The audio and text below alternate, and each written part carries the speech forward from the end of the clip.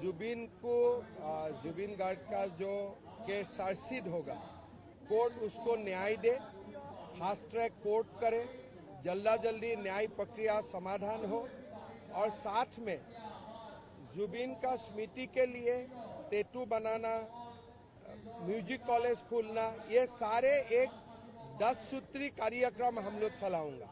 कितना दिन तक चलेगा? चलेगा पूरा। हम एकूतो ना खुदिबलगिया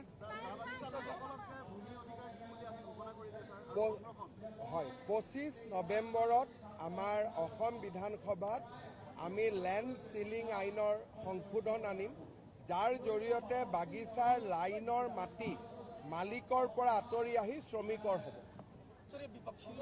চলো বেটা, আমাৰ অলৰেডি 3rd গ্ৰেড 4th গ্ৰেডত আছেই, তাক আমি সম্প্ৰসাৰণ কৰি দিম।